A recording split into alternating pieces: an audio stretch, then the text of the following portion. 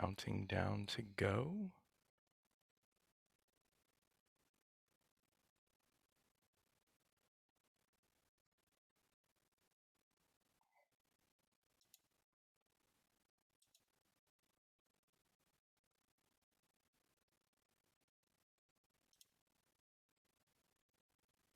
Okay.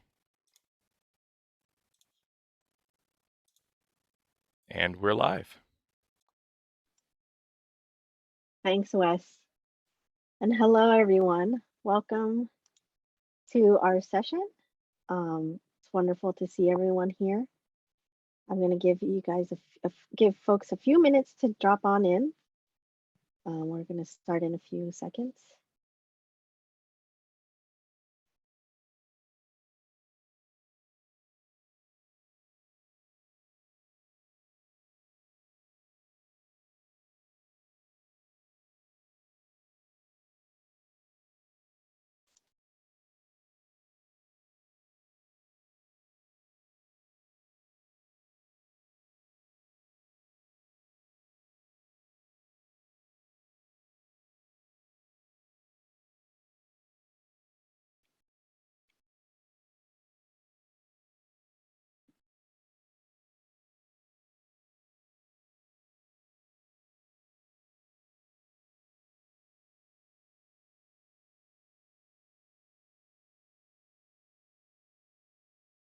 All right, I'm going to kick this session off. Thank you, everyone, for joining in.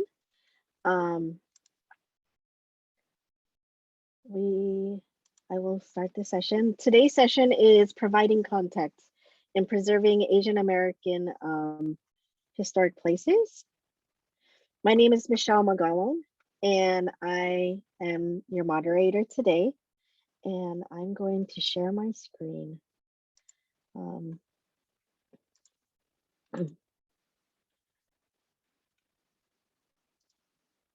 And before we get started, I just want to share with folks that if you have any questions, you can drop it off in the Q&A box, and we will be addressing your questions at the end of today's session.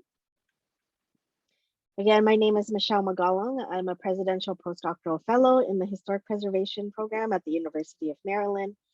I want to say happy Historic Preservation Month and happy Asian American, Native Hawaiian, and Pacific Islander Heritage Month. It's a very busy month for us in May. And I want to introduce my fellow co-presenters for this session. Quickly, before we are going to go in this order. After I present, then you will hear from Dr. Kathy Gudis from UC Riverside and Dr. Kristen Hayashi from the Japanese American National Museum. And then they will be followed by Dr. Sojin Kim, who is with the Smithsonian Center for Folklife and Cultural Heritage, as well as AAPIs in DC. And then you'll hear from Tejpaul Bainiwal, who is from UC Riverside. Kristen, Sojin, and Tejpaul also serve on the board of Asian and Pacific Islander Americans in Historic Preservation, as I also serve as volunteer president of the organization. And then you will hear closing remarks from our discussant, Dr. Franklin Odo, who is from Amherst College. So I thank each and every one of you for being here today. And again, if you have any questions, please do drop them in the Q&A box. But I wanted to provide context in context studies in Asian American and Pacific Islander communities in looking at historic preservation.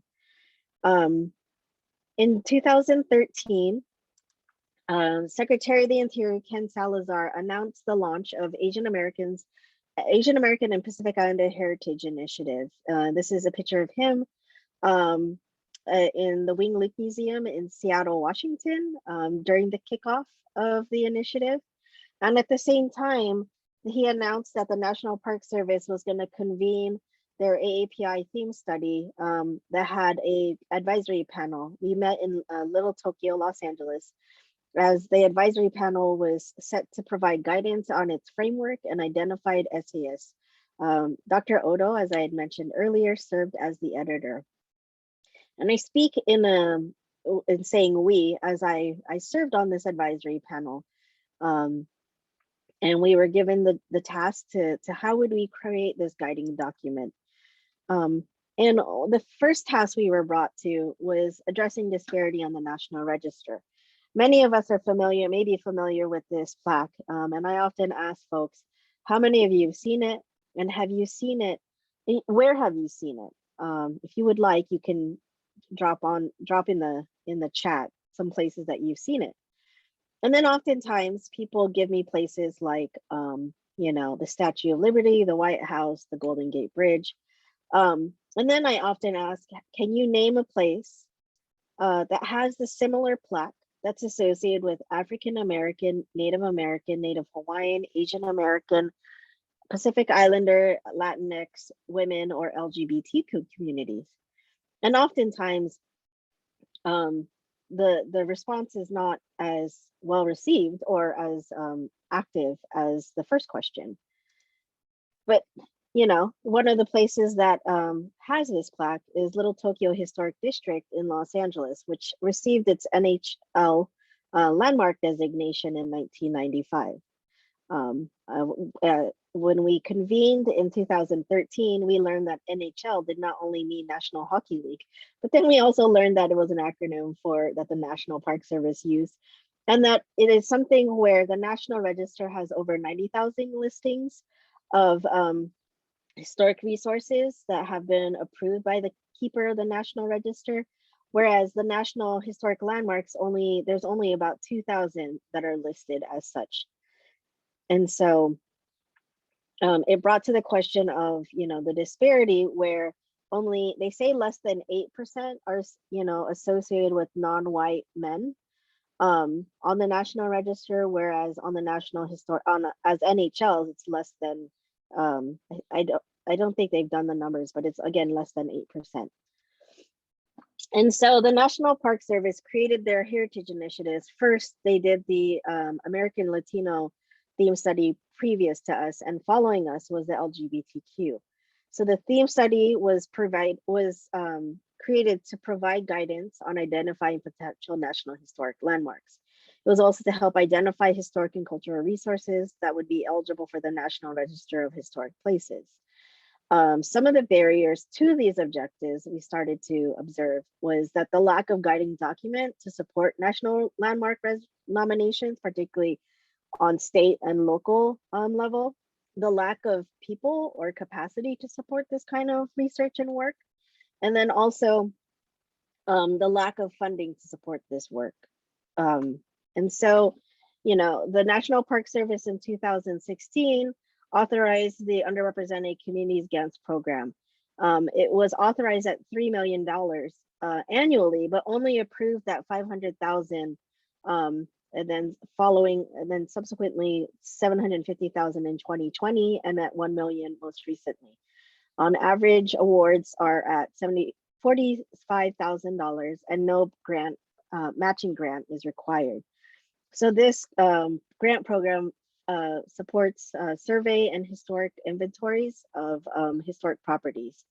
The final products include the submission of a new nomination to the National Register, or an amendment to an existing National Register or NHL nomination to include underrepresented communities. And if you look, $45,000 is not a significant amount of money, as I will continue to talk about further in some of the awards that I was able to observe. During this time, as you know, it was launched in 2018, as I'd mentioned. In 2018, it was launched. I have to give some context to this. I was writing my dissertation in 2017, and my dissertation was on the theme study in terms of the politics of representation in crafting the framework of who gets represented and how are our stories told. And I finished my dissertation with a to be continued. It hadn't been launched in 2017. So it was left this kind of lingering question for me of like, when it's launched, if it gets launched, and if, mind you, this was during the very beginning of the Trump administration, it was a question of, will this get launched? How will this get launched? what are the implications? Will it, funnel through to our communities and be utilized in the ways that we aspire it to be? And so I started tracking historic context studies that were being done across the country. Um, as of in my count today, there are 10 that have been completed or in progress. And what's interesting is the framework for the National Park Service was that had its, as I mentioned, an experts panel, or what we had been renamed as an advisory panel. That included, majority were academics from universities and colleges. And then there was a few of us, including myself, Bill Watanabe and Donna Graves, who were practitioners. And that was a first of its kind, that it didn't solely rely on academics to provide guidance, but it opened it up to practitioners. And in creating that framework, it created a framework for other context studies to follow. So as we started to see, the advisory panels were set into motion in 2016. There's an error there. In Boston's Chinatown, also in the city of LA's Asian Americans in Los Angeles. And what's continued on to what you'll hear from in a future presentation following me by Sojin is on Asian Americans in Washington, DC. And so it's interesting that all of them had set forth this framework of having an advisory panel of Asian American and Pacific Islanders scholars, and also that it had accompanying National Register listings. As you can see here in this table, all but the Chinese Americans in San Francisco were funded by the Underrepresented Communities Grant Fund.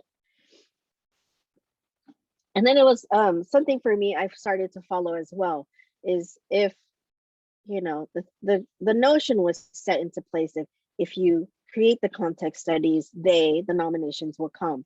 And so it was really interesting to see, this is not in any kind of order, but we started to see an increase on the local level of, particularly in Los Angeles, following their Asian Americans in Los Angeles context study in 2018. We started to see activity of nominations as historic cultural monuments. You'll hear following me by Kristen Hayashi and Kathy Gudis about the Tokyo Florist. And then one that's still pending is Hongsadan, a Korean American site in Los Angeles. We've started to see an increase in San Francisco with their Takahashi Trading Company in San Francisco, the Japanese YWCA, which is now on the National Register, as well as the Quincy Grammar School in Boston. And you'll also hear about a Sikh Gurdwara in Fresno, California. You'll hear a little bit more from Tejpaul about the work that from the state of California that helped provide, that led to that landmark. And so, it brought to this question of how can context study address National Register disparities? It can fund, for the continued work of context studies and nominations. It can fund AAPI staff to conduct this kind of work. It supports community engagement, not only by, it's a way of garnering or building trust and rapport and engagement through the landmark nominations. It informs the public about the preservation and what's possible, and encourage local communities to do local preservation work. And as what we've seen in some of the HCM nominations in Los Angeles and also here in Washington, DC, it encourages us to explore working with young scholars to explore potential AAPI related nominations and utilize local partners like organizations like API HIP, universities like University of Maryland, and our historic preservation program and historic preservation nonprofits like DC Preservation League. How do we all work together to do this kind of context statement and hopefully sustain that work? One thing that, a side note that I've started to see a little bit more in these nominations is how can it inform cultural heritage commissions about preservation? As I've been observing questions about integrity of buildings, the importance of or emphasis of architecture over social history significance, and also addressing issues of implicit bias that we've seen in our cultural heritage commissions. And so, the challenges still exist within these API context statements. While we've had about 10 context statements come to fruition or be in progress, we see that there's limited funding to create comprehensive Asian American, Native Hawaiian, Pacific Islander research and inventories. As you may hear from Sojin later on about the Asian Americans in Washington, D.C., there was a limited scope.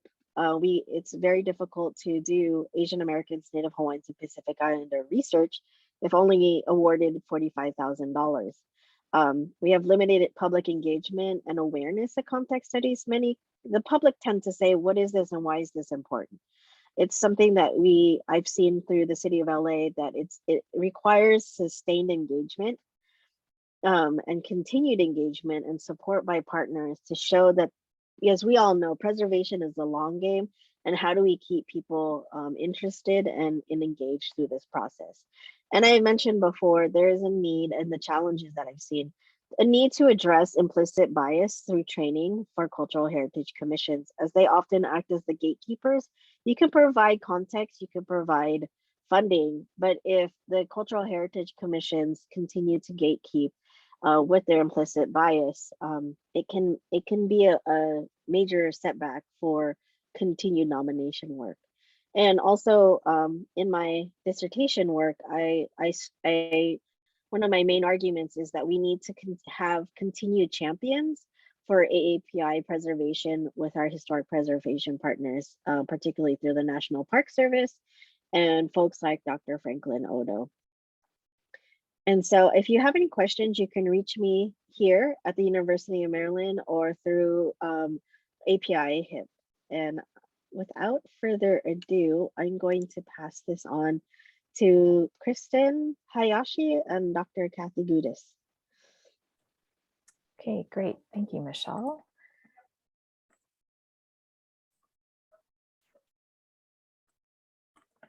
Okay, so this case study that Catherine Gudis and I will co-present for you today is based on Tokyo Florist, a longtime Japanese American owned and operated cut flower business in Los Angeles. We'll discuss the multifaceted approach that we took to preserve the history of the Sakai Kozawa family and their 80-year-old business. So first I'll introduce you to the history of the family and their business, and then I'll discuss the landmark designation that we obtained for the site where the Sakai Kozawa family lived and operated Tokyo Florist.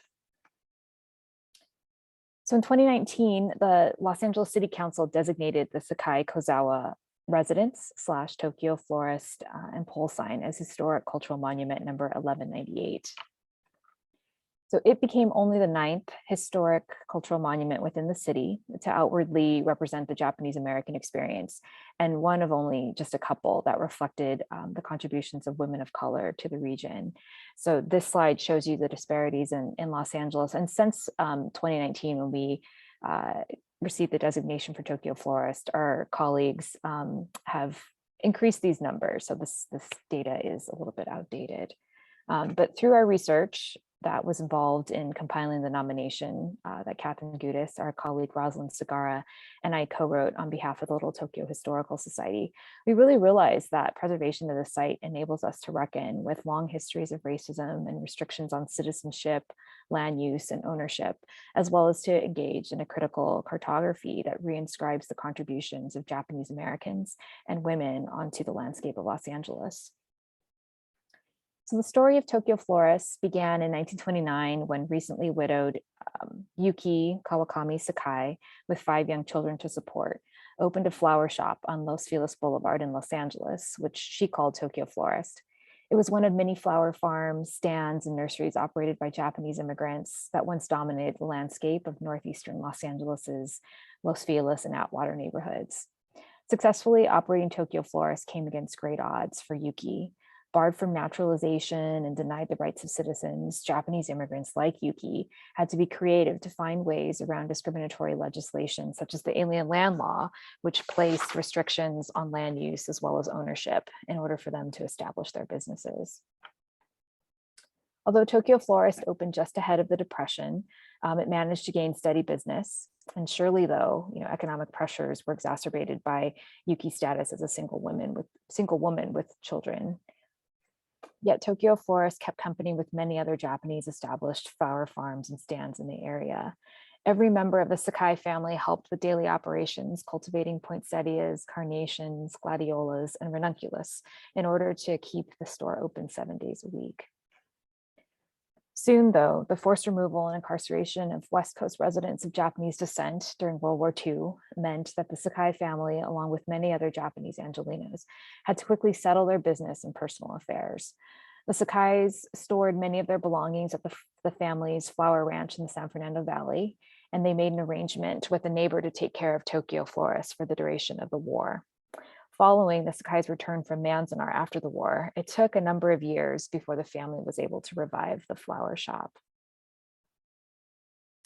But they did, but there continued to be challenges. By 1960, Tokyo Florist and other small businesses around it faced another obstacle. They were displaced as apartment complexes began to spring up on Los Feliz Boulevard. The changing real estate market held greater value for residential development than flower cultivation. And additionally, many mom and pop flower shops were forced out of business over the next couple of decades as supermarkets and corporate chains began dominating the market for cut flowers. It was the beginning of the end of Japanese American flower farms and stands in the area, but not for Tokyo Florist, which would reopen less than a mile away at 2718 Hyperion Avenue in Silver Lake. So this begins the period of significance for the nomination that we wrote.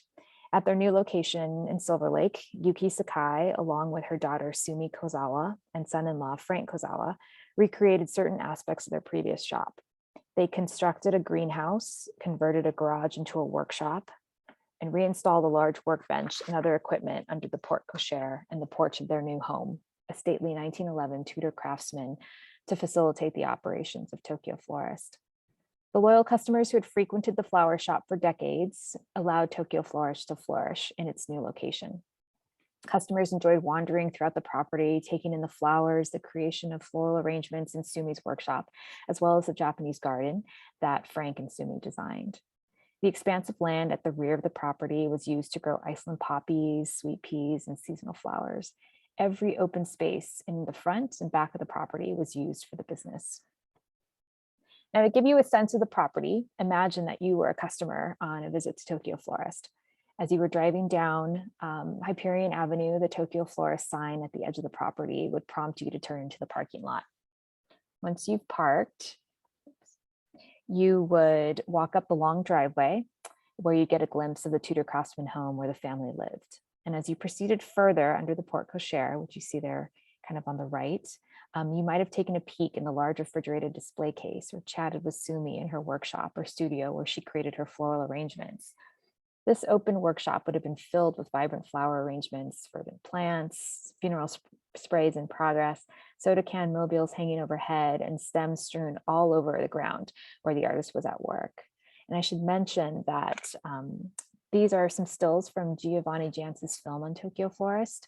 The images that you see here are a mix of contemporary shots as well as photos from when Tokyo Florist was in operation. So then just ahead, you might have noticed Iceland poppies growing in the distance, and it might cause you to wander out and notice the greenhouse, which would have contained potted plants available for purchase. And then maybe up ahead on the terrace landscape, you would have seen Sumi's husband, Frank, bent over to pick Iceland poppies, sweet peas, and seasonal flowers. And perhaps you would have continued walking around the house, ending up in the Japanese garden that Frank and Sumi designed, ultimately making your way up to the porch. And it's here that you would have made your final transaction at the register. So as you can see, together, the architecture of these vernacular structures surrounding the Kozawa family's home really helps to illustrate the character of Tokyo Florist. And while the plants, the tools, and family members no longer occupy these spaces, these empty structures that the family constructed continue to read as a Japanese American cut flower shop, now a rarity in Los Angeles. So in 2018, Sojin Kim, who's also on this panel, introduced a group of us preservationists, historians, and museum professionals to the story of Tokyo Florist. And collectively, we felt that a historic cultural monument designation from the city of Los Angeles was a tool that we could use to try to preserve the memory of Tokyo Florist, as well as the material remains that anchored the story. We knew we had to mobilize quickly, though, because the Kozawa family was beginning the process of selling the property. With this rich history, the HCM nomination received great support. I mentioned that it was designated in 2019, a little early in the presentation, and yet our advocacy efforts were tested a few months later when the new owner revealed plans to remove nearly all of the material touchstones on the property that reflected the history and legacy of Tokyo Florist and the family. All of the structures that the Sakai Kozawa family constructed were under threat of demolition. Together, Catherine, Rosalind, and I represented the Little Tokyo Historical Society to oppose the proposed plans.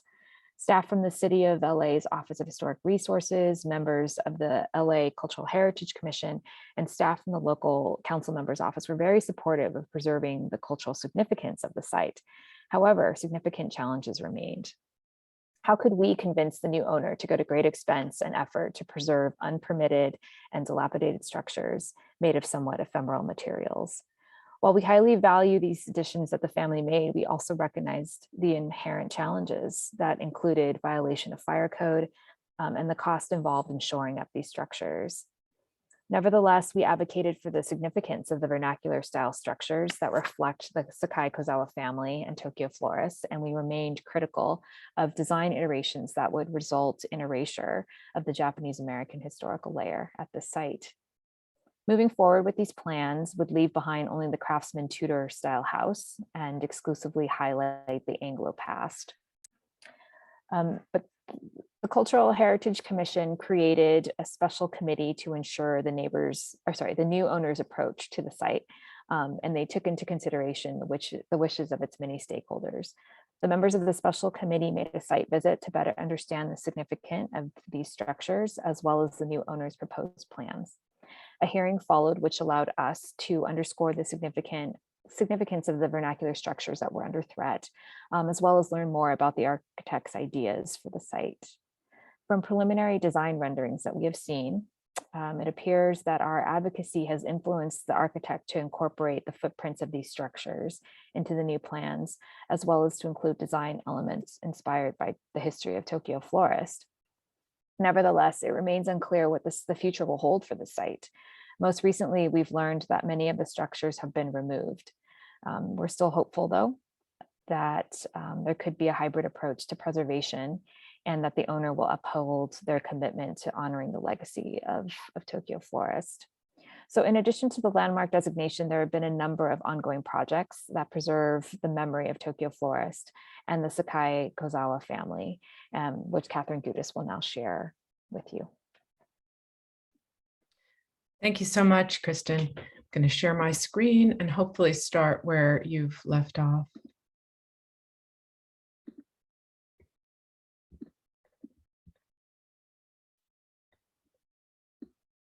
It's always this awkward moment getting the slides to share. Okay. So, I want to pick up in some ways where Kristen left off in terms of the fact that this is, in some cases or some ways that we might look at it, a success story. And yet it's a success story that's built not on funding that came from any sources. So I have to say, I'm adding this from Michelle's presentation. This was a really lucky constellation of people because we were all volunteer professionals with then professional preservation organizations behind us. So Rosalind Segara is employed by the LA Conservancy as well as being an interested stakeholder. And she was able to help create the nomination, but also use the knowledge and ability to master those really complicated steps. I teach historic preservation, but I don't write those descriptions on a daily basis. So I just want to point out that this really is still work that defies the odds in many ways because of the technical elements of how preservation works as a legal element of land use. And so I want to talk a little bit about what's embedded in the very idea of a landmark, or in the case of the city of LA, we call them historic cultural monuments.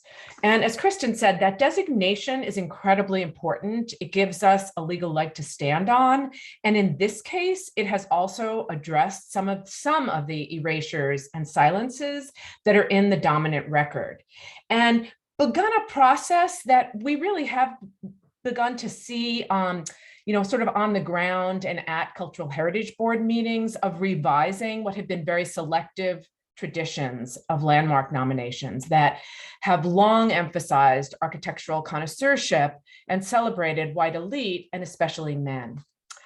And so that approval by the city council of the property as a monument doesn't mark the end of the story for Tokyo Florist. As the property changed hands, as Kristen mentioned, from the Kozawa estate to the new owner that goes by the name of Redcar, part of its animus, right? The spirit that animates the land and other spaces and buildings of the site, that's based on the stories and people who have invested it with meaning over time, also change.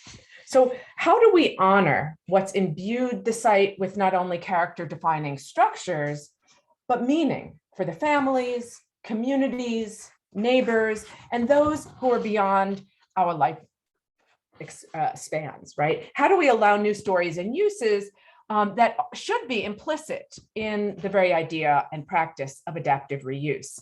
So what characterizes this case study, or this site particularly, as a worthwhile preservation case study for connecting people and place, is the way that community stakeholders stayed involved, as Kristen mentioned, and how that very process of going before the Cultural Heritage Commission became another important way to galvanize community and collective memories.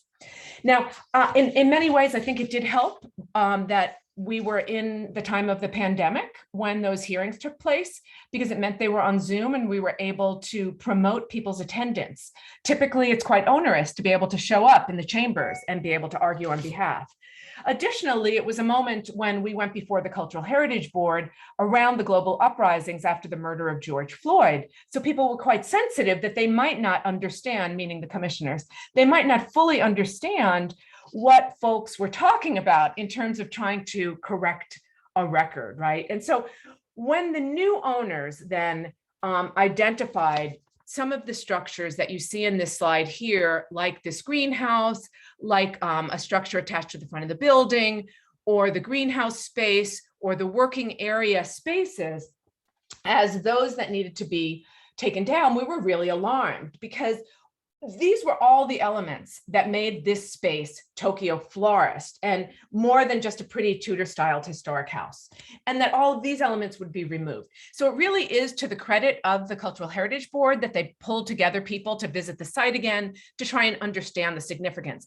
That said, I live down the street and all of these buildings are gone right now. So what we're looking at currently is a site that is cleared of those structures that are directly at the hand of the Sakai Kozawa family, and that distinguish the property's significance, making it really pertinent to a Japanese American experience and that entrepreneurial might of women of color in particular, groups that have significantly shaped the landscape of Los Angeles, and that we still, as Kristen pointed out, don't have all that many ways to commemorate in physical space and across time.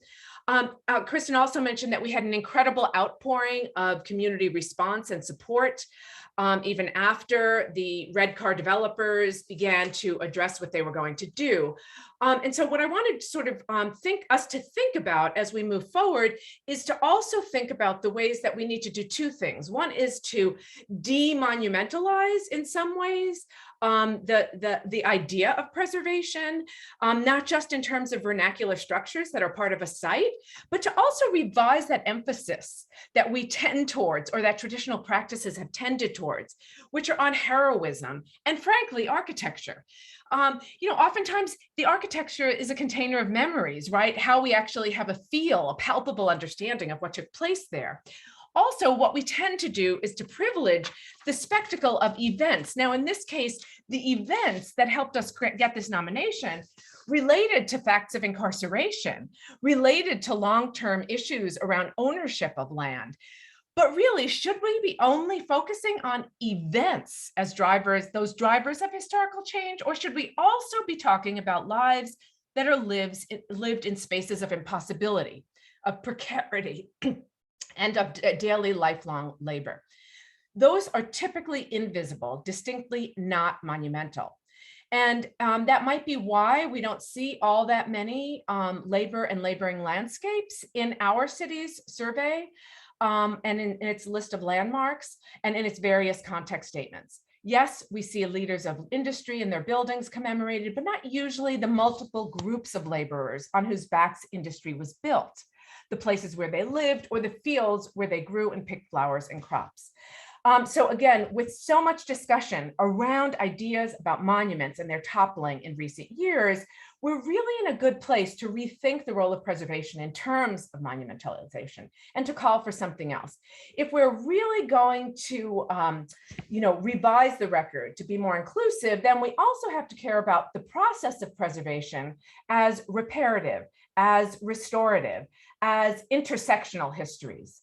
The Tokyo florist in many ways suggests that rather than preservation as an end point, we engage it as a continuum, marking, as the folks who are behind the Philadelphia Monument Lab have written, to think about sites of struggle, but also of possibility. And as part of a broad reckoning with how the body politic operates and how we can live with one another. So yeah, this might be a structure, but it's a whole lot more.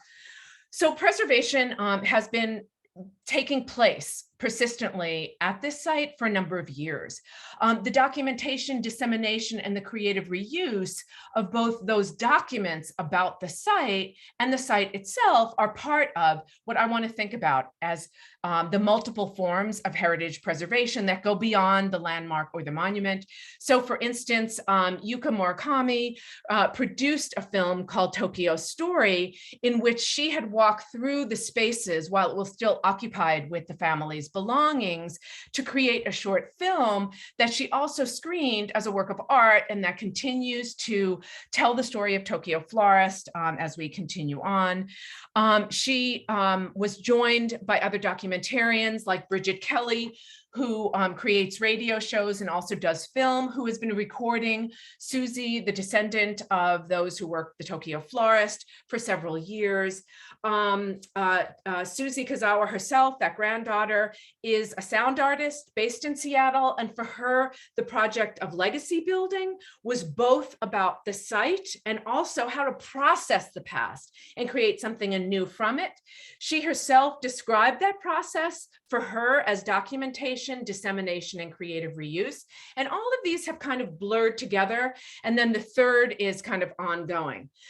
So for phase one, Susie herself invited these artists. Giovanni Jantz had continued to document along with Sojin, who's on this panel, as well as other artists and architects like Peter Tolkien, documentarian Ann Kaneko. They all joined Susie on site. And so the films that they produced showed both the moment in time and also the memory of things past, but then put it into a new time frame. And that included ways in which, in this film, for instance, that was finalized. It began on Valentine's Day of 1999. It was completed on Valentine's Day of 2019, where Susie also added a soundtrack in which she had played the building itself. And that soundscape sort of created instruments from the leftover materials from the site. And she played the house when it was emptied of many of the belongings, and that became a soundtrack. And so you could see her here. She's playing the back area and drawing attention to the ways in which listening to the land is part of that idea of public participatory memory, and also how soundscape can expand the way we can understand those memories. She also addressed the buildings as amplifiers and resonators. And I like that as an idea for how we can think about memory and that ongoing creative reuse of a space, and then the dissemination of its significance. She did the same as she was having to undertake an estate sale on the property. And this became a really important way to draw attention, not only to the fact that we wanted to document the site itself and hear people's stories, but also use that to galvanize support. So as people came onto site, there were folks who had visited Tokyo Florist and purchased flowers, multi-generationally in some cases. And as they did so, Susie and also Bridget Kelly and others of us recorded their memories. And I think this is a really important way in which we were seeking to continue to document, but also to use that information for the landmarking itself. And then to also be able to reach out to people when there were problems with the removal of the vernacular site, for instance, to be able to call upon people to again share their memories to Cultural Heritage Board. Also, very significantly, Sojin, who's a curator at, who was at the Smithsonian, brought other curators on site. Kristen came on site for the Japanese American National Museum. Curators at the Huntington Library came. And as Susie was packing up all of these belongings that related to the long history, portions of that collection, as they made sense, went to those different repositories. And this is remarkably important because these more documents come on board, they allow us to retell the story and to do so to fulfill those mandates about restorative and reparative histories, to allow us to rethink the property and to do so through what's now also in the public repositories. So for instance, there was, and I want to just do two things before I just conclude here. For instance, when we had to go back in front of the Cultural Heritage Commission, we had a letter in hand, and it came from Ernie and Elaine Nagamatsu, residents of Silver Lake since 1975, who addressed the fact that this site and this property was more than a mere physical site. To them, as they said, it is, quote, an emotional, historical talisman for the generations. Tokyo Florist made us all so proud as Japanese Americans. It's been a small beam of success following the tangled, tortuous emotional challenge following World War II. From physical and monetary huge losses, Tokyo Florist, the Japanese American flower market, legions of Japanese American gardeners and Japanese American flower growers emerged from a devastated landscape of broken dreams to make us all proud once again. So on the right, you see an image of the Dan Sakai, who the Nagamatsus mentioned. He was a famous dry bed car racer, and he's acknowledged in the records that have now made their way into various collections, as well as on a letter on the left. There continues to be more photos that continue to memorialize the site and the stories that are emerging in boxes that haven't yet made their way to JANM, Japanese American National Museum, or the Huntington, and that allow us to continue to retell the stories. I just started reading some love letters between Susie's parents, for instance. And so we get a sense of how we can restore working people, people who had been marginalized, people who had faced precarity in their own lives. And we can continue to also tell the stories of love, of joy, of family, and of community as part of the depictions.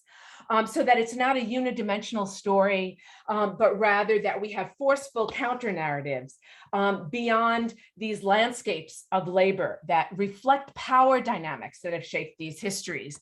I want to just conclude by pointing to the image on the right, which is an image that my colleagues at University of California at Santa Barbara had used to note that both Mexican American and Japanese American laborers are in the image. On the left is the Tokyo Florist flower truck. In this case, in this image and their narrative retelling from this image shows us that there are actually more intersectional histories between Mexican and Japanese American labor that we still have to tell, right? There are speculative futures that we can still narrate through both the site and the collections that will remain on to allow us to present these restorative and reparative histories to a wider audience and across different racial and ethnic histories as well. With that, I'll conclude, and thank you so much for allowing me to go a minute over. Thanks. Thanks, Kathy, so much. I wanted to, pardon me, as I forgot to read your bios earlier, so please forgive me. So you just heard from Dr. Kathy Gudis, who's Associate Professor of History, Endowed Chair in Interdisciplinary Research and Learning, and Director of Public History at UC Riverside. She's also, she co-edits for the Journal of American History. She co-edits the Public History Reviews, and I wish I could read your whole bio, Kathy. But also I want to mention that Kristen Hayashi is Director of Collections Management and Access and Curator at the Japanese American National Museum in Los Angeles. If you can see in her background, she's in the storage unit. And she is a public historian with experience in being part of the curatorial team for Becoming Los Angeles, a semi-permanent collection at the Natural History Museum of Los Angeles County, for writing several historic landmark designations on local and federal levels. She also serves on the board of Asian and Pacific Islander Americans in Historic Preservation and the Little Tokyo Historical Society, as well as Makoto Taiko. And I just want to thank you, Kathy, and Kristen, for your presentation. And I would like to introduce our last, or our upcoming, not last, our next presenter, Sojin Kim. She's a curator at the Smithsonian Center for Folklife and Cultural Heritage, a research and education department that collaborates with communities in the US and around the world on cultural heritage policy and cultural sustainability issues. She works on projects focusing on migration, music, and public history, with particular attention to the production of collective history or collective memory through performance, archives, collections, and the use of public space. She's based in Washington, D.C., and is part of the research team producing the city's first Asian American historic context statement under the auspices of the 1882 Foundation, a nonprofit organization whose mission is to broaden public awareness of the history and continuing significance of the Chinese Exclusion Act of 1882. So without further ado, I would like to welcome Sojin Kim. Thank you. And thank you. It's wonderful to see everyone at this session. I'm actually so moved by the presentation that Kathy and Kristen just did.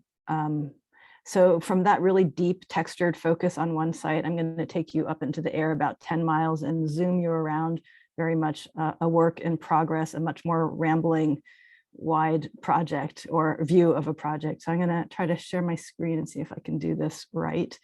Can I get a visual cue if for some reason I am not showing the right thing? Sure. But otherwise, I will just hope that you're seeing things as I see it. So I am reporting on the work in progress for a historic context statement on Asian Americans in Washington, D.C. And I'm going to give you kind of the nuts and bolts, the who, what, why, how, the outputs of the project.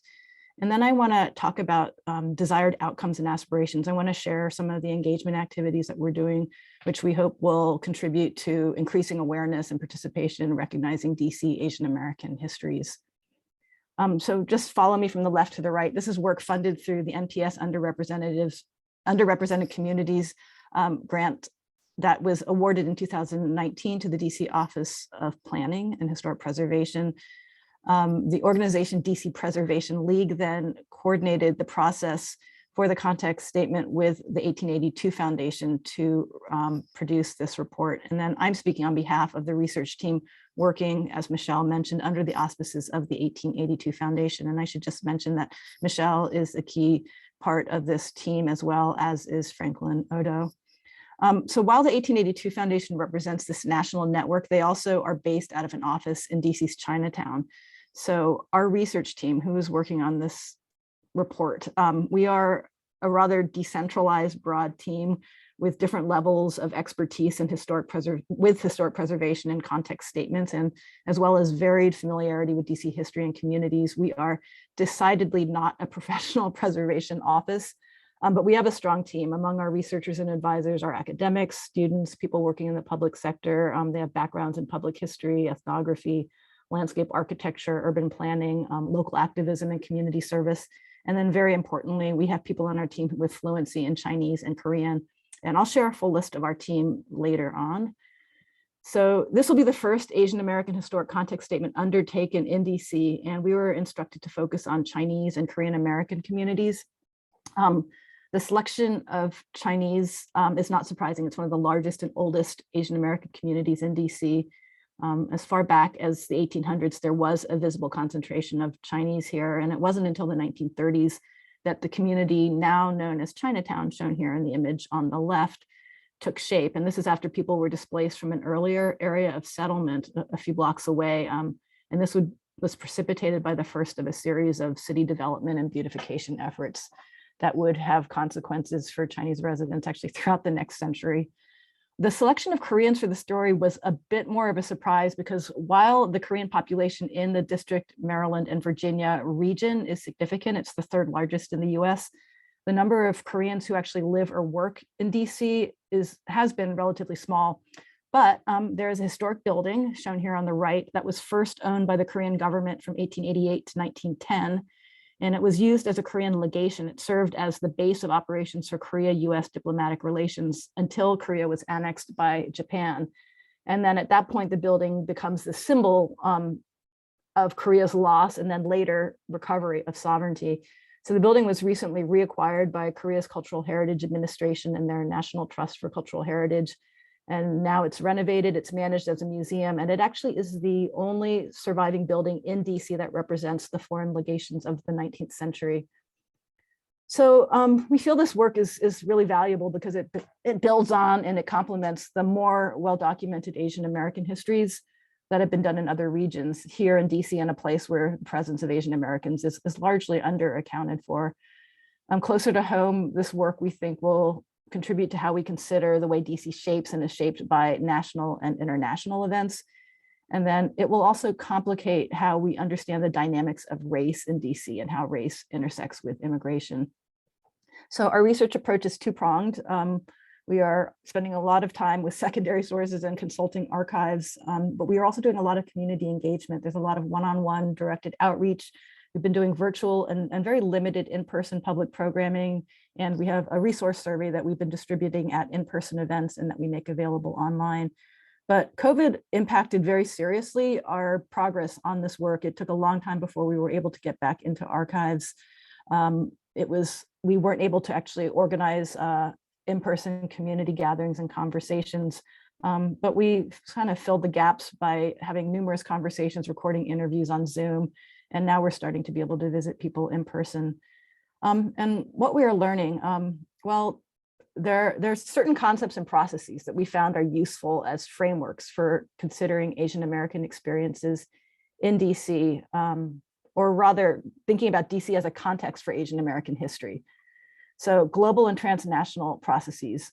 As one example, Asian geopolitics and US interventions in Asia created the circumstances under which some of the first Koreans and Chinese would take up residence in DC in the 19th century. And this was as diplomats, as exiles, and as students, some of whom actually stayed and became permanent residents.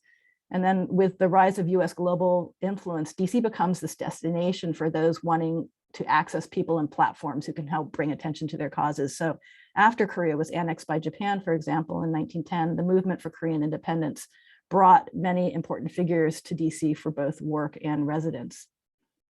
Understanding Asian American history in DC also requires attention to the way in which race and immigration intersect. How have Asians been racialized in context of DC's very, very prevalent Black-white binary? How has this impacted their place, their access to spaces and experiences?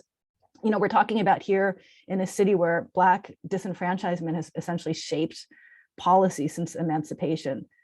And then also, how does a persistent stereotype of Asians as foreigners shape their experiences in DC? What you see here is a documentary that was co-produced actually by the 1882 Foundation that looked at the experiences of DC Chinese Americans in the aftermath of the assassination of MLK and then the civil unrest that ensued.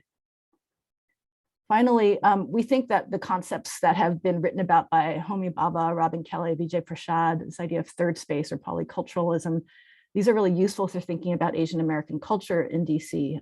Asians in the city have always shared space and interacted with other people from other communities.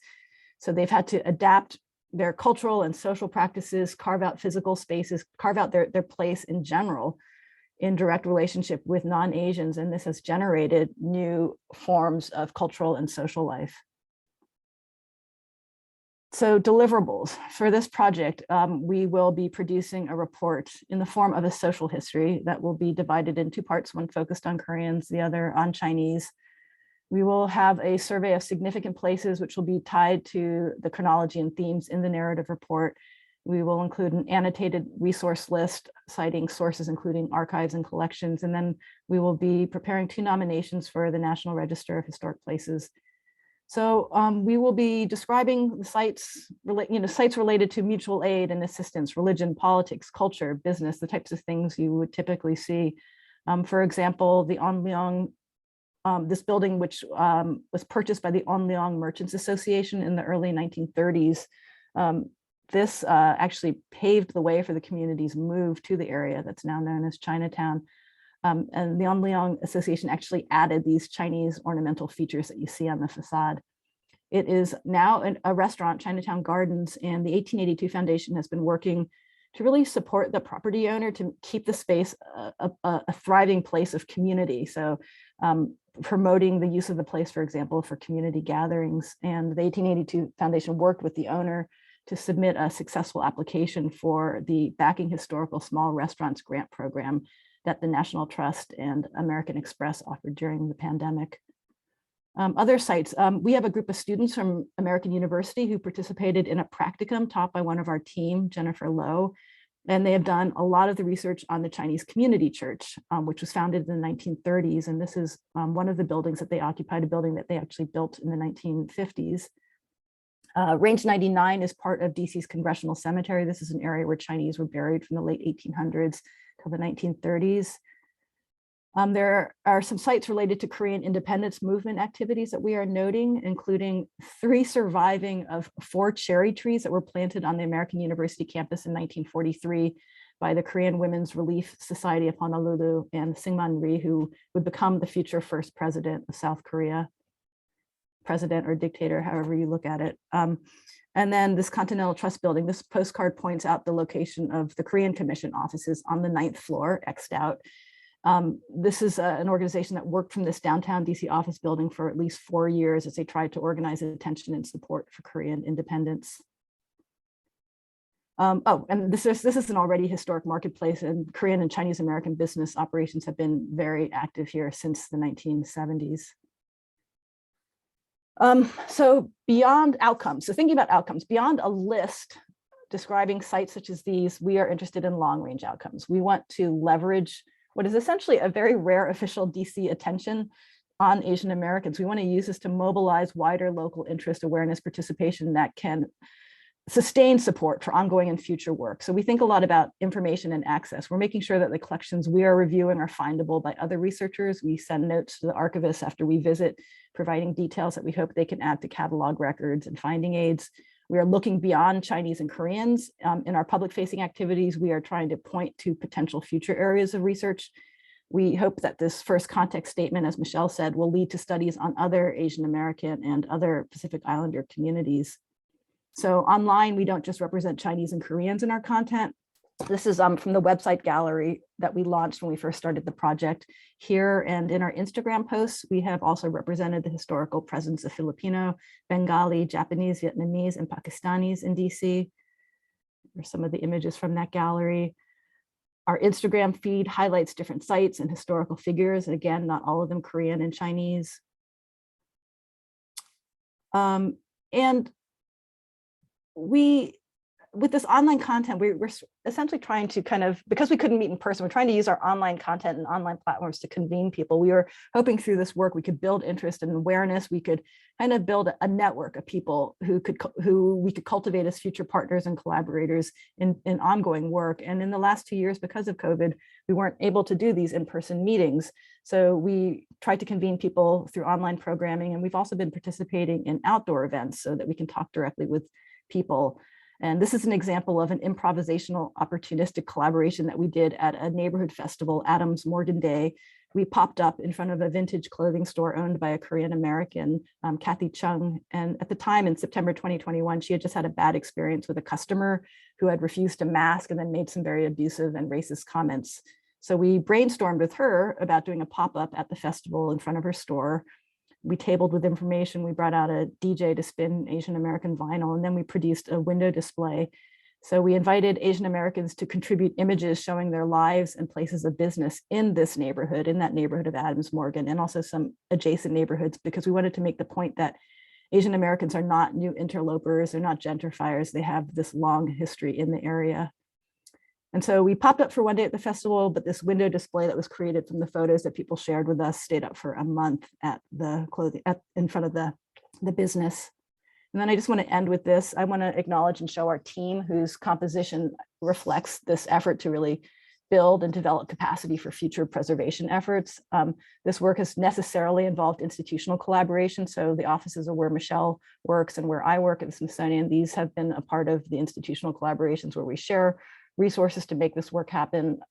We are involved in community collaboration. If you look to the right-hand side, you see our list of advisors who include scholars, curators, and also community leaders.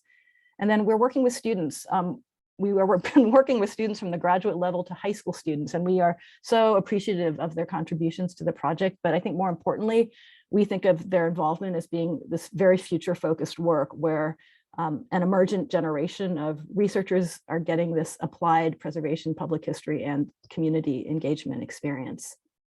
And I am going to end it here and turn it over to my colleague, Tejpaul, or I'll turn it back to Michelle. Thanks, Sojan. Thanks for that wonderful presentation. I'm trying to pull up Tejpaul's, sorry, Tejpaul, your bio. So our last presenter is Tejpaul Singh Bainiwal. He is a PhD candidate at the University of California, Riverside, researching early Sikh American immigrants. He serves on the board of directors for Asian and Pacific Islander Americans in historic preservation and has been working on preserving Sikh American history since 2015. Tejpaul is a historian for the Stockton Gurdwara and is working on a national oral history project on Sikh Americans. Currently, he's working on a statewide project to document the history of Sikhs in Colorado. So without further ado, I hand it over to you, Tejpaul. Thank you, Michelle. Okay.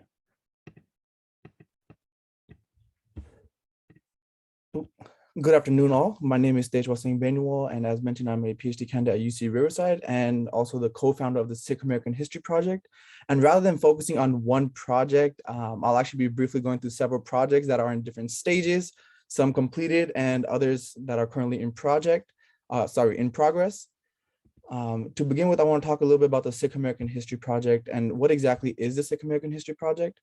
It's a project that's dedicated to unearthing, preserving, and promoting the history of Sikhs in the United States. We're a group of scholars, students, and community members who have come together after being inspired by the lesser known stories of our community and recognizing the need to preserve them and our physical history. Our goal is to create and promote public scholarship about our community, and we envision our website as a comprehensive and robust online home for Sikh American history. And we want to promote a deeper understanding of our history within the community, a study of the full and rich history of Sikh American experiences, and also promote the preservation and conservation of our stories, sites, and objects. And we believe that the three pillars of the Sikh American History Project, unearthing, preserving, and promoting, will allow for more inclusion and awareness of Sikh American voices in broader Asian American and American history. So with several preservation organizations and historical societies already out there and looking to preserve history, and those that are aiming specifically nowadays to promote diversity and inclusion, why did I feel the need to start the Sikh American History Project? Well, to answer that, I'll actually pose a question to everybody listening. So when talking about American history or Asian American history, or when you learned about American history, the 4 years that I have displayed on the screen, do any of these 4 years ring a bell? Now, I'm not asking if these years were highlighted or stressed, because that's extremely wishful thinking, but simply asking if these years were even worth a mention during your courses.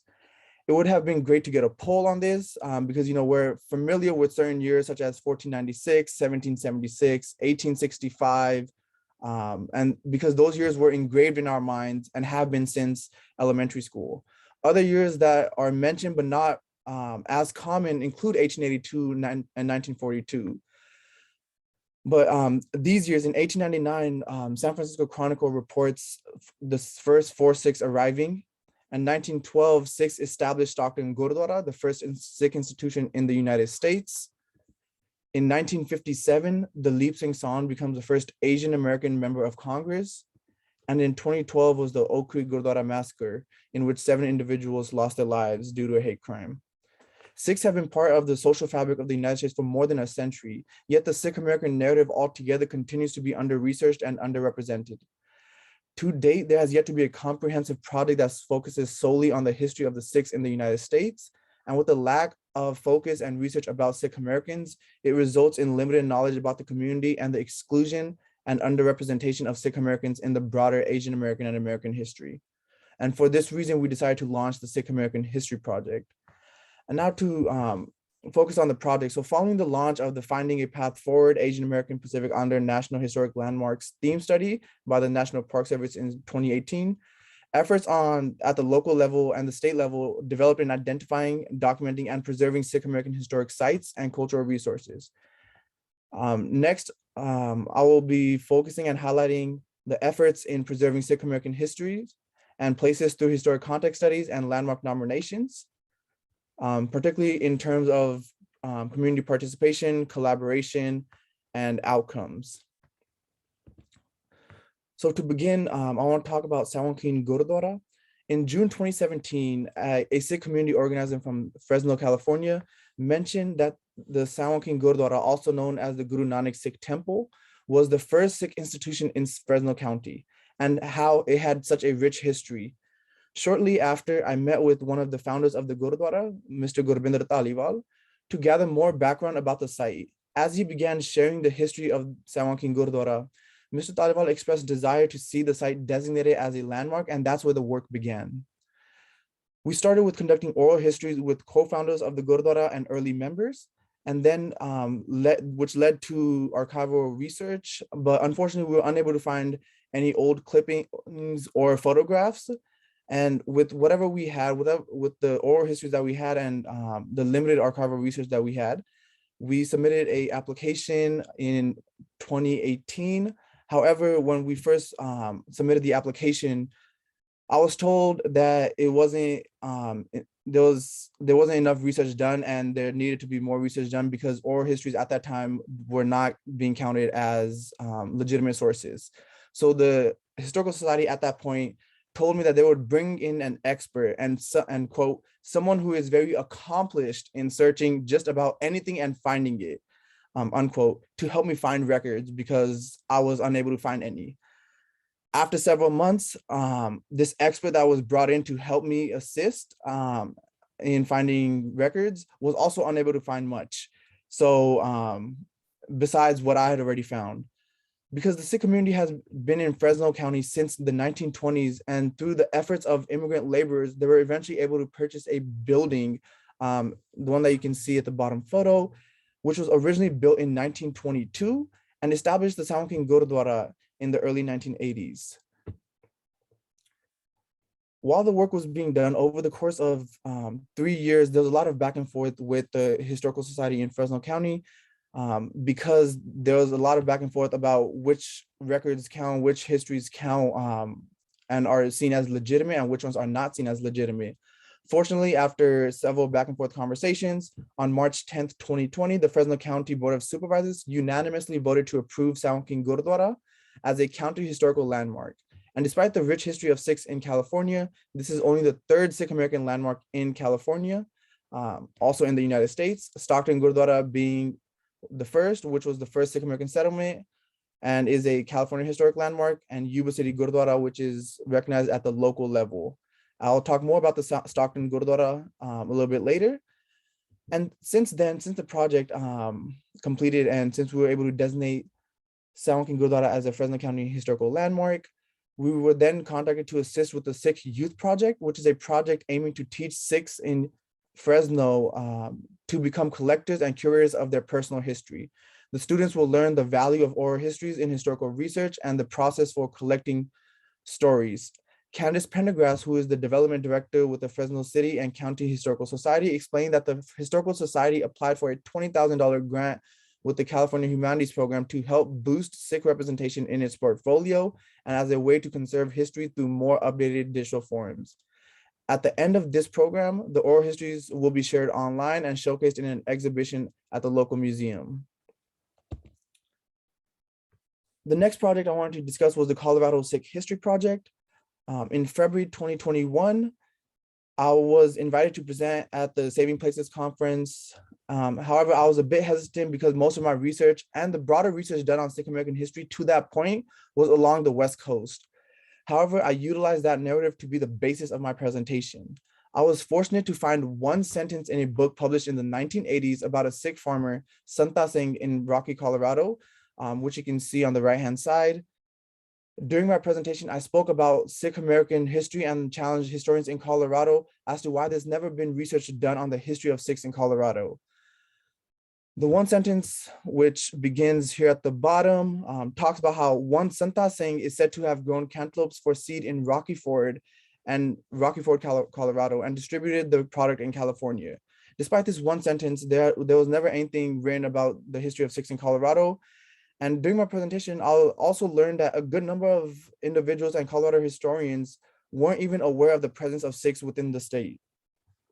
Immediately following the presentation, Michelle Slaughter, who is with Alpine Archaeological Consultants in Colorado, and I had a conversation to discuss a potential project that would focus on the history of Sikhs in Colorado.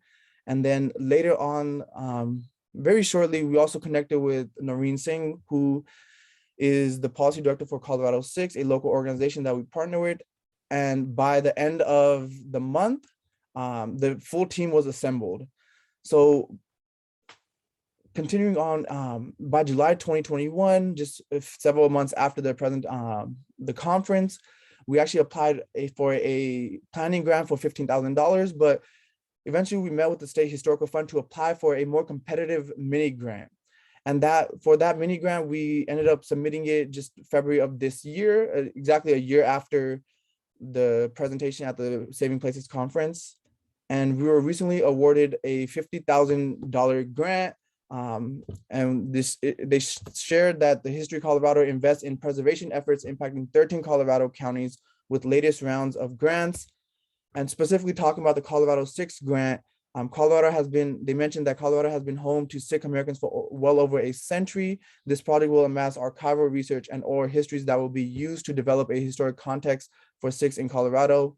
The Sikh community hopes that this initiative will help guide future work to document the significance of buildings and historic sites that are meaningful to the Sikh community. So this project is currently underway. We just received this $50,000 grant. And this summer, we'll also be having an intern who is local in Colorado to work with the team with Colorado Sikhs and Alpine Archaeology to assist with this project. And finally, I want to discuss something that's near and dear to my heart, Stockton Gurdwara. So Stockton Gurdwara was, on August 22nd, 1912, Sikhs purchased a lot in South Stockton to build a Gurdwara, or a Sikh religious, social, and political institution, but was an important resource for all South Asian immigrants, not just Sikhs. Stockton Gurdwara funded South Asians to study in Berkeley, also owned several houses in the area. The Gurdwara also fed anyone that was hungry regardless of their identity, especially being recognized for providing food to the broader community during the Great Depression and recently during COVID. Up until the mid-1940s, Stockton Gurdwara was the only Gurdwara in the United States. And by 1952, it was recognized to be the capital of the Sikh community in the United States. With the Immigration Act of 1965, Sikhs arrived in the United States by the thousands. And within a few decades, many Gurdwaras were built across the nation, but Stockton Gurdwara remained to be an extremely important location even until this day. It is a site that is associated with nationally significant figures in American history, including Congressman Dalip Singh Sand and Bhagat Singh Thind, and it played an important role in shaping the Sikh American narrative. Despite the research, the Gurdwara received a grand total of $0 in local, state, and federal grants to conduct any sort of research or preservation of the history. And similar to what Kathy had mentioned about Tokyo Florist, preservation at this site has been going on for decades. The Gurdwara archive contains original documents from 1911 onward. Here's an example of some meeting minutes from July 16th, 1912, when they're talking about purchasing the property in Stockton. And it is our hope to continue the work and designate Stockton Gurdwara as a National Historic Landmark within the next few years, which would make it, I believe, the first South Asian National Historic Landmark ever in the United States. So as our work continues, if you would like to get involved or stay updated, here's how you can connect with the Sikh American History Project and our social media pages. Feel free to reach out to me personally through the UCR email or through our official Sikh American History Project contact. And you can also sign up for our newsletter by visiting our website, sikhamericanhistory.org. Thank you very much. Thanks, Tejpaul, so much for your great presentation.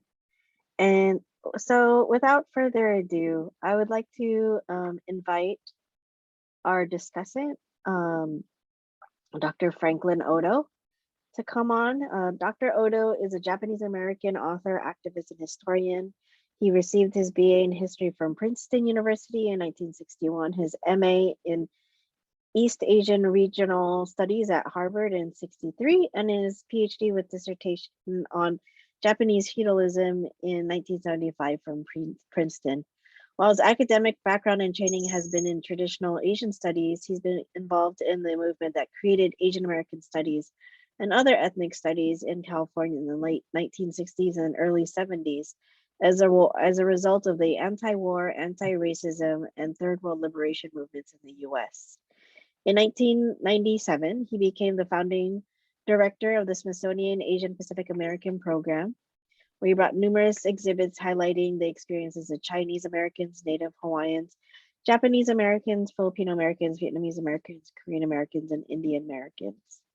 He has also, as I'd mentioned, served as the editor to Finding a Path Forward, Asian American Pacific Islander National Historic Landmarks Theme Study, which was published in 2017. And I want to say that I think if you would like a copy, I think you can actually request a copy of the of this theme study. I want to take out the book. You saw a photo of it, but I want to thank Franklin for being here as a discussant. I had asked Franklin to join us as he was someone as the editor, you know, kind of looking at a bird's eye angle of all this work that we were gonna do, like not knowing we were gonna do all this work. But I hand it over to you, Franklin. Okay, sure. Can you hear me okay? All right. Yes. So let me say, Michelle did a very good job in dating me. So I'm this older guy who's seen a lot of stuff over the past half century. And I will have to say, when we started doing Asian American other ethnic studies back in the late 60s and early 70s, historic preservation was not a priority in most of our minds. Most of us were concerned about lives being lost in Southeast Asia, people protesting on the streets, racial uprisings, and potentially more hopeful futures for a radical or revolutionary outcomes for the country. Well, some of that never happened. And some of us were more pessimistic or realistic than some of my colleagues. Anyway, I think that today's panel, however, reveals that a lot of the work that we tried to do, that is, make our institutions more democratic and representative of the people who live in our communities, have come to some kind of fruition. And historic preservation, I think, is one of these areas that was so upper class white male oriented, that it seemed really difficult to access for us. So Chinatown residents or immigration patterns or labor conditions, or indeed even third world liberation movements seem more accessible to us. And so that's where most of our energies were. But I think in the long run, this kind of work is extremely important, not least, I think, because of contemporary issues like alienation, mental health issues, topics I think that my liberal colleagues sometimes decry as identity politics, that are affecting young people increasingly and in increasingly severe modes, that who they are, where they come from, what they mean, including people who are Asian American descendants in my classes at Amherst College, for example, whose most of my Asian American students have parents who are immigrants. And it might be useful to just remember that in the 1970 census, there were only about 1.5 million of us total Asian Americans in the country, less than one half of 1% of the population. Today, we're what, 7-8%, at something about 20, a little over 20 million people, impacting a lot of national policies, and hopefully including issues like the Supreme Court draft ruling on women's right to their bodies. So I think things are changing. Some things are changing for the better. Some things are changing for the worse. But I think we're going to be in the thick of things. And I think the historic preservation movements, the Tokyo Florist stuff, for example, the Japanese American communities in 1970, we were the largest single ethnic group in the country. Today we're number 6. So the large influx of people like, as Tejpaul mentioned, the 6 who have immigrated, Chinese, Filipino, Korean, Vietnamese, are here in much greater numbers and all over the place, including in the South and Midwest. So this is a national issue. And I think the kinds of work that Sojun and my colleagues and friends in DC are doing, and Tejpaul is doing in Colorado. By the way, my mom, so I grew up in Hawaii. My mom was born in Fort Lupton, Colorado, taken to Japan for her upbringing, and then returned to the United States in the 30s. And by the way, in 1934, FDR, who hated the Japanese, by the way, Japanese Americans, and displayed it in 1942 with incarceration. For some strange reason, he allowed this one shipload of would-be re-migrants to disembark. And in commemoration of that and in gratitude, she named her firstborn son Franklin. So some really strange ironies of history. So as an historian, when I was asked to lead the Smithsonian APA program, then department center now, and hopefully soon a museum, all of this stuff will be extremely important. And the history of people like the people who formed the Tokyo Florist will be extremely important in terms of whose stories we tell, how we tell those stories, what those stories mean for the rest of us, and the same for being present in the nation capital, for God's sakes. And who would have thought? I mean, and Sojun's quite correct that the black-white binary is still a bit too powerful for our sake, both for Black people and white people, and Asian American, National, Native Hawaiian, Pacific Islander folks as well. So for all of us, I think this is really good. I want to cut my remarks short so we have time for comments and questions, but I thought I'd keep them brief and say I just really think this is a very important session. Thank you. Thank you, Franklin, for your comments on this on everyone's presentations. I would like to open it up to the Q&A. And I know that Kevin had just dropped a question on, to me, Asian American visibility has rapidly become an increasing common public conversation. Can Dr. Odo speak to patterns and trends he's seen in public conversation around Asian American history and representation since the 60s and 70s? Well, you know, as I said, there wasn't much. Some issues around areas like Chinatown or railroad workers, or even a few comments about pilgrimages to concentration camps during World War II, but not the kind of range and depth that actually has been going on in these communities forever, that are being uncovered and made public. But I think the general public doesn't know about this very much yet.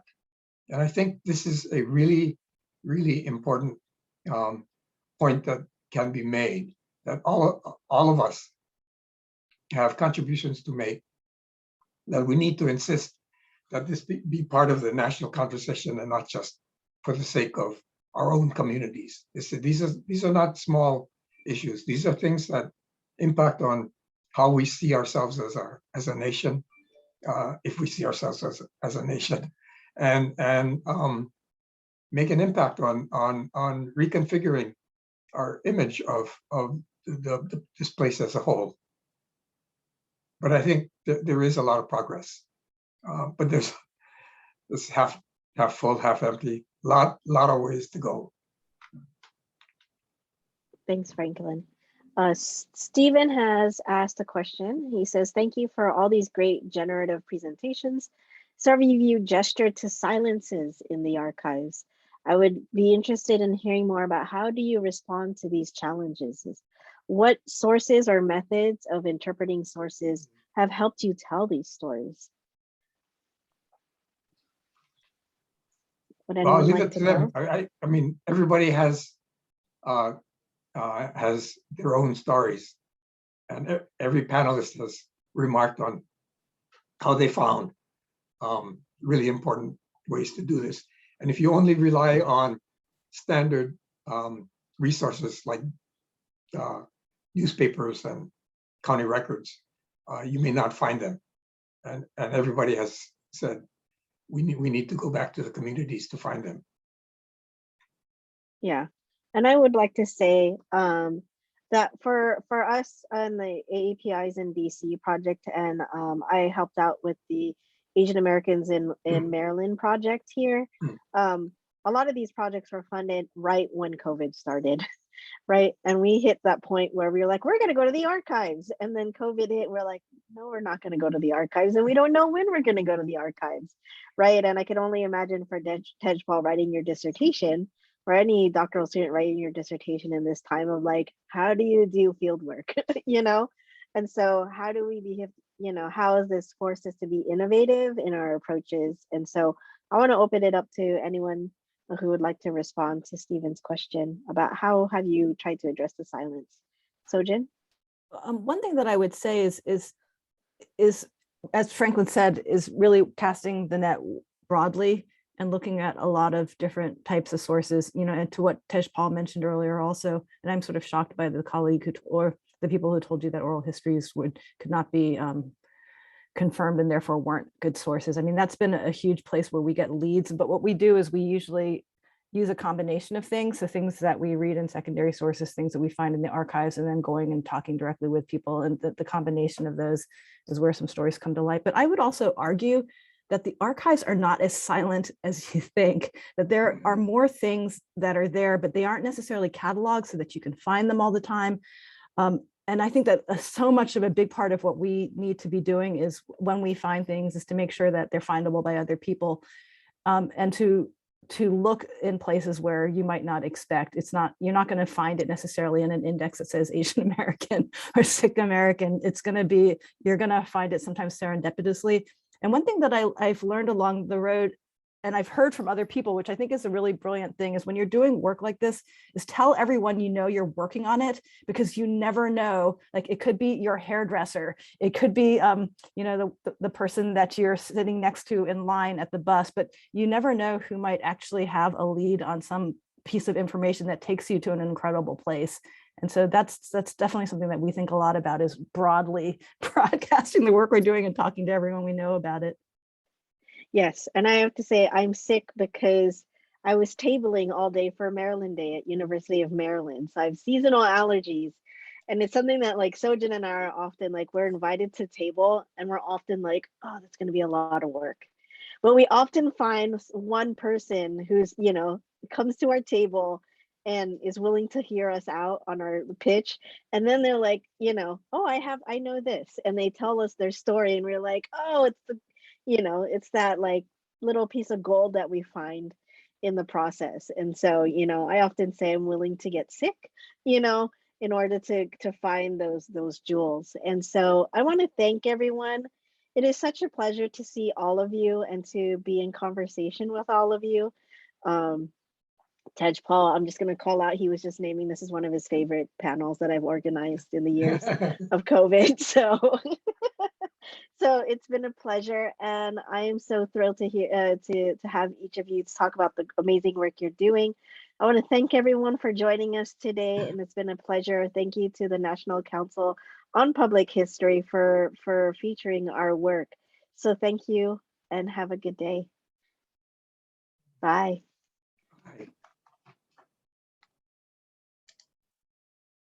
Oh wait, Tejpaul just checked out. Arr!